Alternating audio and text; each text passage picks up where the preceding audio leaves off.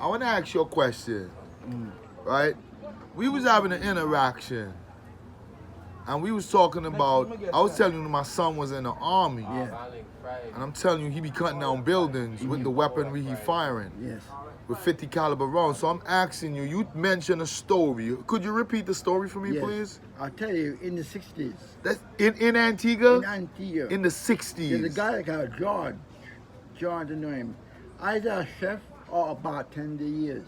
Yeah. Knew he walked with a briefcase with a little afro to him. Okay. I knew him. I wasn't born yet, Black so I and wouldn't white, know. he knew the way black and white. Okay. White His name was shirt, George. George. I witnessed that when I was about 7 years old. Wow. That's in Cooksville. So what happened to him? Yeah, but you know, I'm going to tell you the right way he get killed. You know Candyman? No. You never heard about Candyman?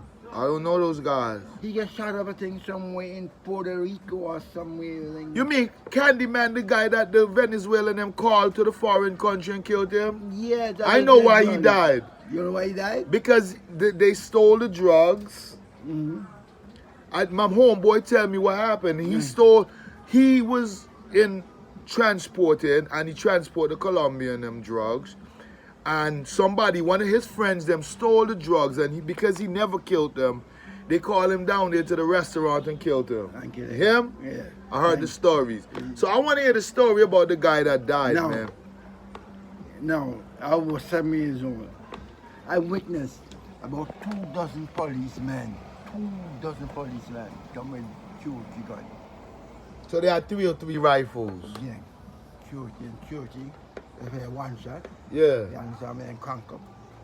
And me see, me hear listening with them. And me see them fire. So you witnessed, hold up there, did they fire, did the guy shoot at them? No. They just fired rounds into a house. I don't know what is the procedure. If he were wanted. Even if he was wanted, he never fired no rounds at them. Let me see. When they gone, when they don't shoot up the house, they keep out the house. So they didn't go in the house after they shoot up the house? No, the home do yet. Home they don't go in. I see the guy put the guy put in the You did see him? Yes. No, I'm saying when the cops shot through the house in the 60s. Me watching this, let me see all the shots. So you seen, okay, what the cops them did they actually go in the house when they shot up? They just shot up the house and left? Yes. And when you said you went in the house I afterwards, see right? the guy in the bullet. Look, the house thing. Look, you didn't have to go inside the house. You didn't have to go inside the house. They can step on outside and peep through the bullet, go in there and come and shoot the bullet. That's a big bullet. And was he unalived in there? Alive? Dead. Unalive. Meaning not physically living. Not dead. So you witnessed that at 7 years old? 7 years old. What me, man? Thank you, man. Yo, you hear this story? That man they killed 3 times, top of man he caught it 3 times. And got it from prison. Top of prison. So you saying Antigua been wicked for a long time? What me, man? I think I'm good for his war. I think so. I think it's wicked. Because people been disappearing over here.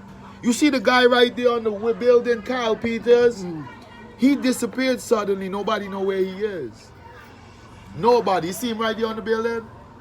Nobody know. He's right here on the sticker. Yeah. Nobody know where this guy is at. This guy here? Kyle Peters. Nobody know where he's at. He just disappeared off the surface of the earth. And then a queer disappeared. They putting so much attention into the guy. Like this guy don't have a significance. That's why I was so mad. Because I did a lot of videos, man, and I was so mad that they didn't treat this respectable guy that has a kid like how they treating a homosexual. That's when I realized Antigua wicked.